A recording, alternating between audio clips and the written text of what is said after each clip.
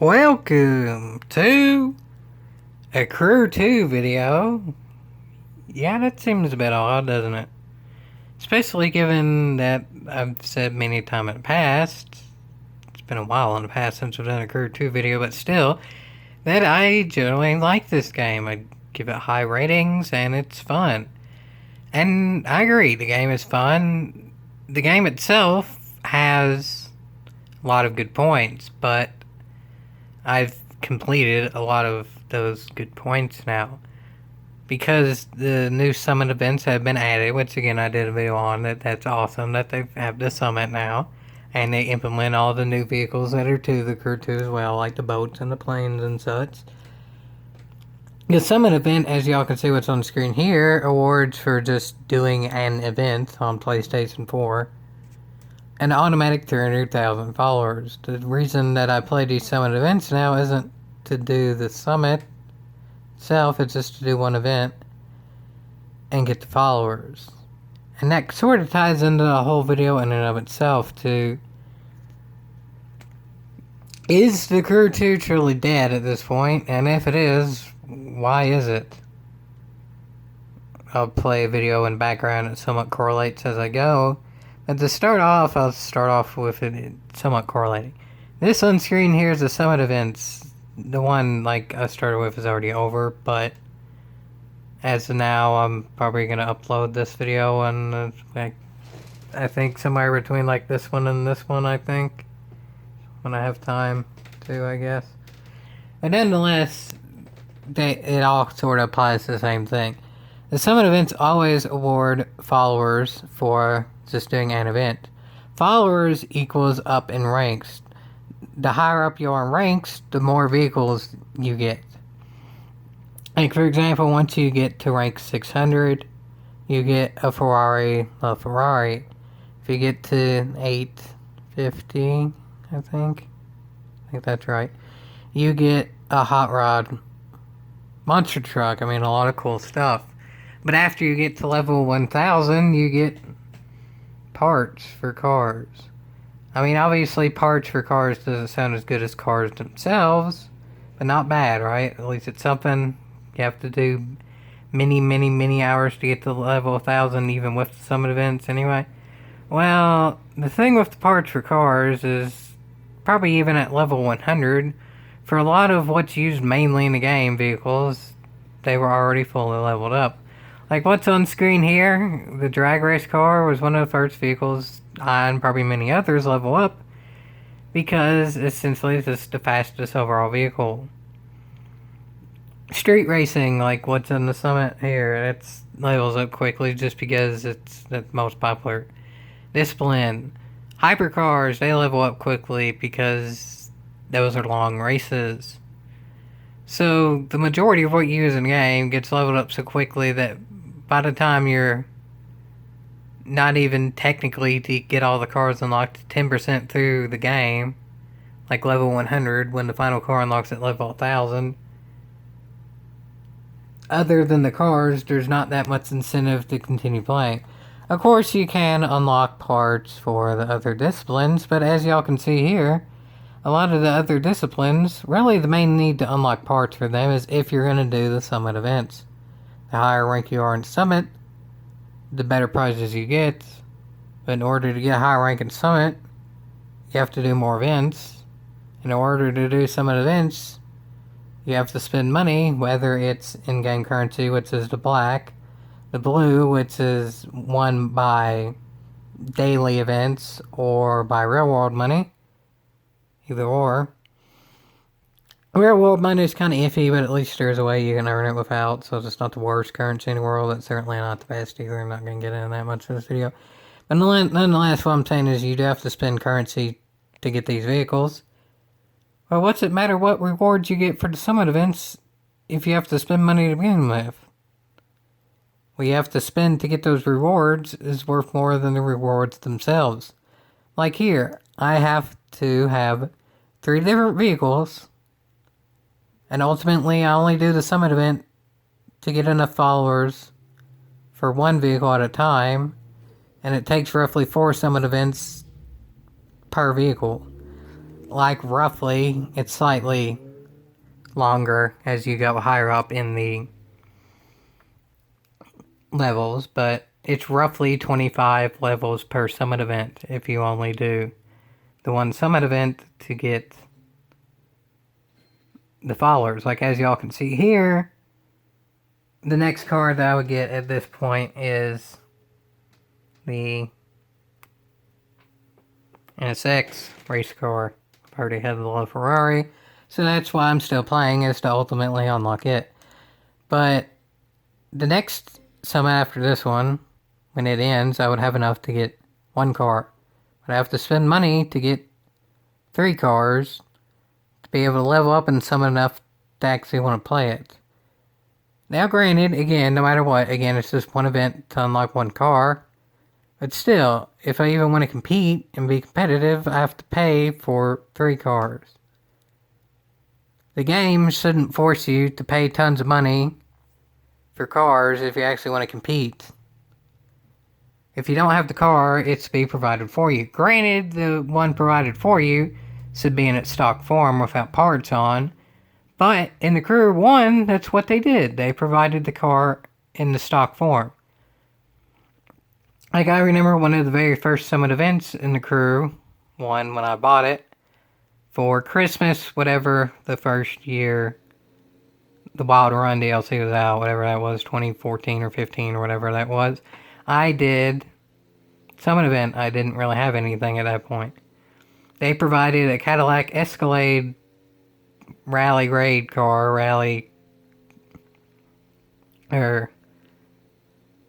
no, it was a Rally Cross, whatever that was called in the Crew 1. I don't think it was called Rally Cross, whatever. But essentially, Rally Cross Cadillac Escalade for the event. It provided it, but it was in its stock form. It was still early on in that game's existence, so I finished roughly mid-tier. There, I finished middle of the rankings. But the problem with that now is doubling. Now, when you do the summit events, let's say you do have the car for the events. If you finish in the middle of the rankings in that car, if you have it, you still won't really be in the middle of the points. You may be asking, how would points correlate to needing a certain ranking to unlock prizes?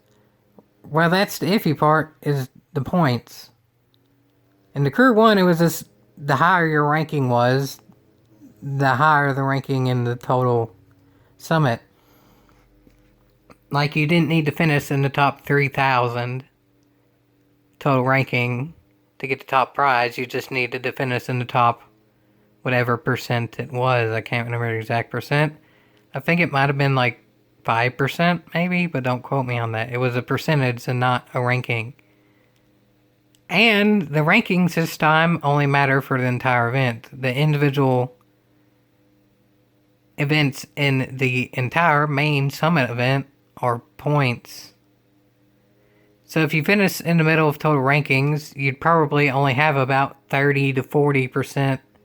But it's extremely iffy on that. At some I've seen it as low as like 20% being average rank of the total amount of points. I know this probably sounds confusing without showing it on screen, but that's because the point system in the Crew 2 is confusing. Like, for instance, in a drift event, which I'll show a drift event later in this video if I talk enough to where it gets there. If not, I'll probably fast forward. For now, what's on screen is I'm just leveling up enough, because I think I was at a 9, and then for every 10 levels you get a part. So I was at like a 9, so I just did it to get a part for the plane I'm using here to level up, whatever. Not as important as what I'm saying. The overall thing of the point that I'm making being that overall, if you're doing events grinding in the summit and you score in the middle for a drift event, let's say the top score in a drift event is 700,000 drift points, which is different than the point total they score for the event. 700,000 drift points gets you roughly 160,000 event points. But in the middle of rankings for the drift, it wouldn't be 350,000 points. Because that's just how it goes. Most rankings for the overall skill level goes like this. But then just overall rankings obviously just go in the middle. Like that in rankings you'd be here. But when the skill level goes like this, you'd be like here. So even though you're in the middle of the rankings, in the drift event, you'd only have, say, the max would be 160,000. You might only have 40,000 points. Let's say your total drift score for the drift points is 100,000. That would give you about 40,000 points. That doesn't make any sense, and I know it sounds extremely confusing saying it, but that's what I mean. It doesn't make sense. And there's every other discipline as well. It's not just drift. Drift is just the one that I mentioned because it's going on screen now. Again, it kind of correlates. Right now, what I'm doing on screen, it kind of does give life to the game, I'll admit, is the daily events, which change from what I can tell randomly. Maybe there's a system out there that if people put enough time to do it, and there's enough people put time to do it, they can figure out how it goes. If it's like sort of the Gran Turismo 4 style used car dealership, there is an overall system to it, but it's a big system and it took a long time to calculate. Maybe it's the same with this, but it hasn't been calculated yet. So for now, I'll say it is a random event per day. And that gives life to the game. Like one of the events here is drift in a certain city, a certain distance. I can't remember the exact numbers, but nonetheless I'm doing that so I earn the blue currency. But the problem with the blue currency is that's what you need to buy cars for the summit events to get as high in the summit event as possible. But then if you buy those cars in the summit events with the blue currency, that means that you have to do these events. Now granted, doesn't that sound like, yes, that does give life to the game. That does mean it's not dead because you have to do these events to get the money to pay for the cars to compete in events to do well in Summit. The problem with that is the blue currency, which required to buy those cars in the bundle for the summits, you can also spend real world money on it. It's not in the game because it gives it playability. It's in the game because it gives it monetization. For instance, these events I'm doing right now are between 1,500 blue currency, I don't know what it's called. I'll just say 1,500 blue and 5,000. This is what I have total right now. So that's a lot of events to get to that point. What I have total right now buys like one fairly expensive car. One car is one class. There's a lot of classes in the game, and then obviously there's a lot of cars for a class. So essentially that gets me nowhere close to do the summit events. Maybe it pays for 2 relatively cheap cars of a summit event, but as I showed at the beginning of the video, there's 3 cars that I needed just for this one summit event. And ultimately I'm doing the summit event for the followers to get the 1 car. Paying for 3 cars, even though as of now I'm getting the money to pay for those 3 cars, just to unlock 1 car isn't worth it. Especially when the money needed to get those 3 cars, people just spend real world money on, and that's why it's in the game. So, overall, to the point that I was making at the beginning of the video, is the Crew 2 dead? Well, they still give content, but even the developers of the game themselves said there's no major content planned right now. It could mean something way in the future happens, like the Crew Wild Run. That happened quite a bit after the game's release, and especially the Calling All Units. That happened to the point of I didn't get that DLC because a lot of games have cops, and the Crew 1 at that point was like 2.5 or 3 years old. So I didn't get it. If that happens with the Crew 2, it's probably going to be the same thing. If a DLC comes out a year from now, no matter how good it is, if it's a paid DLC, I'm probably not going to get it, as much as I do like the game itself. I'm already pretty much finished with the game without having to spend real world money. Yeah, I could continue in the game if I spend real world money, But that's the same if they add a DLC way in advance. That's also spending reward money. And granted, would I rather buy DLC with truly new content or spend reward money on content that I could grind for 100 hours to get? Now, yeah, obviously I'd rather have the new content. But if they're making me pay reward money now, or grind tons now, that's not really going to make me want to play later, is it? If they're forcing me to grind now, I'm going to get burnt out on it. Which is sort of what's already happened. I mean, as y'all can see here, that was a literal loot crate. Granted, the loot crates are free. It's not, they're just sporadically around the map, so... That was also another one of the daily challenges, open a loot crate. No, that doesn't sound as bad, or that isn't as bad as it sounds. The loot crates are just around the map sporadically. They go up depending on parts on your car, and then the parts on the car you unlock as you level up the car. The leveling system in the Crew 2 overall for cars is better than the Crew 1, but it still takes a lot of time to do. But what takes the most time to do in the Crew 2 now is actually getting the money to pay for the cars instead of the parts for the cars. Like the Crew 1, the longest grind was getting parts for your car. The Crew 2, the longest grind is getting the cars. Like, I would much rather have a new car, if it's slower, than have the same car, but making it faster. Especially when the Crew 1 provided a car anyway. So, yeah, the Crew 1 provided a car for you. But it was harder to get parts for the car. So at least you could compete in the event, but it still gave you the incentive to grind for the parts. So that's a win-win. There's gameplay in that, incentive to grind for parts. But you could still play the game itself because it provided a car if you needed a car. Crew 2, it forces you to have a specific car that it doesn't provide. And you can either spend reward money to get the blue currency to get the car, or grind tons to get it. But if you grind tons to get it, the point of the grinding is ultimately to get one car. Again, there's more than one car total you get as you go up the levels. This is one car at a time. It's not even truly at a time either. There's 4 times summit events to get that one car, give or take where you are in the total rankings. But yeah, in my opinion, essentially the Crew 2 is pretty much dead. It's nice there are daily events, but the summit events are to the point of where they're repeating now, or soon to repeat. I can't even remember because I am not even doing the summit events really. I'm just doing the one event for the car. And I would do the summit events if they allowed me to do them. If they gave me the car for them, I would do the events. In the Crew 1, I unlocked every car I could. Like, every car that I had that I didn't have to pay reward money for DLC for.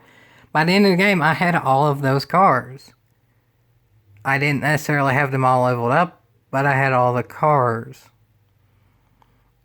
In the Crew 2, the majority of levels of cars, like as seen here, the hovercraft, is the lowest level car I have. This class of car I have pretty much max. But I have 2 total hovercraft, and there's like 5 in the game. Street cars, there's like 50 in the game or something. I have maybe 15 of them. Like, I have all the Dodges, and I have like 3 or 4 OP ones. They've been leveled up since 2 weeks into the game. I'm not complaining about the level up system in terms of the cars' overall attributes, like this number here. That's much better than the Crew 1, so that's nice to have. But it would be nicer to just have the cars. Granted, the Crew 2 has more than just cars, obviously. There's planes and boats and all that. But either way, the point still stands that I would rather have the vehicle than the speed. Because, especially if it's already provided anyway, the speed will only up the ranking. If you can do the event in the first place, incentive is to up the ranking. But if you can't do the event at all, there's no incentive to up a ranking if you can't do the event. So the speed doesn't matter if you can't do the event in the first place. I know why all this exists. It's because they monetized the blue currency. But at this point, I don't know why anyone has incentive to buy the blue currency. Because the main point of doing the summit events at this point is to just get the followers, to get the cars.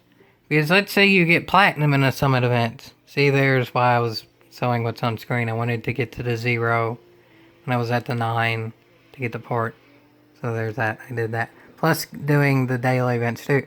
Which that's a nice gameplay there. The daily events is better than nothing, but really the main reason I was doing it anyway is because double tasking. I went ahead and went to a 0 level so I could get a part.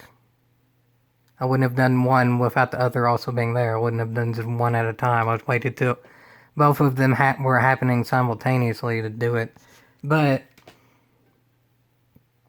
yeah, still back to the previous point of I don't really think anyone's playing the Crew 2 Summit events to get what the platinum people get. Because one, it's hard to even get a chance to get platinum in the first place.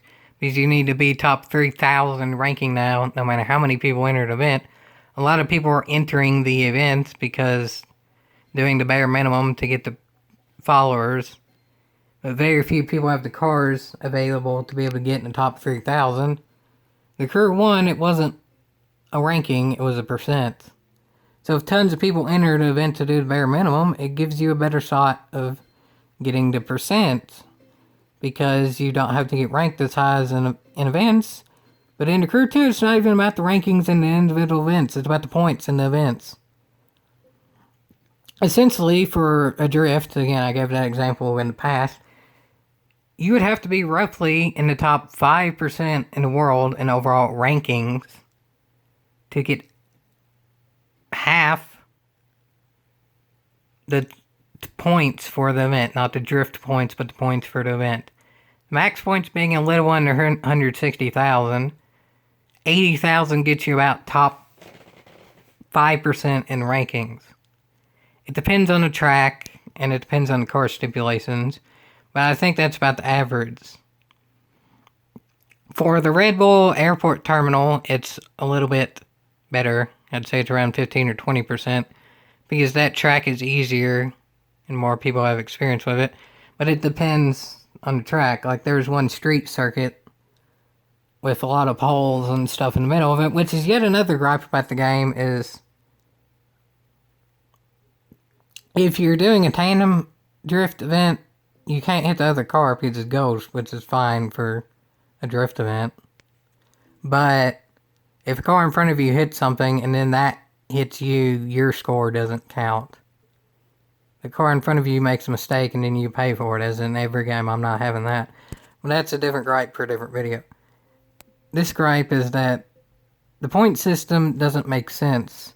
The monetization system makes it to where there's even less sense to trying the summit events, which, again, I made the video that it's awesome they're here now, but when I made that video, I wasn't exactly aware that they were going to monetize the summit events so much. I figured the way they were going to do it essentially had to do it in the Crew 1 because it worked well in the Crew 1. It was simple. The rankings in the individual events correlated with the rankings of the total summit event. There was no point system, and the point system didn't change depending on the class of vehicle. It was simple. The percentages were straightforward and easy to calculate. And it didn't depend on having a car or not. They gave you the car. Obviously, a faster car means you have a better chance of getting a higher ranking.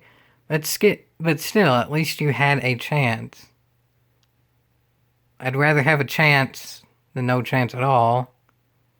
And in the Crew 2, there's more of a chance of having no chance at all. And even if you do have a chance, there's not much incentive to use that chance in and of itself. it's more expensive to have a chance than it was in the Crew 2, or in the Crew 1, to have a fast car.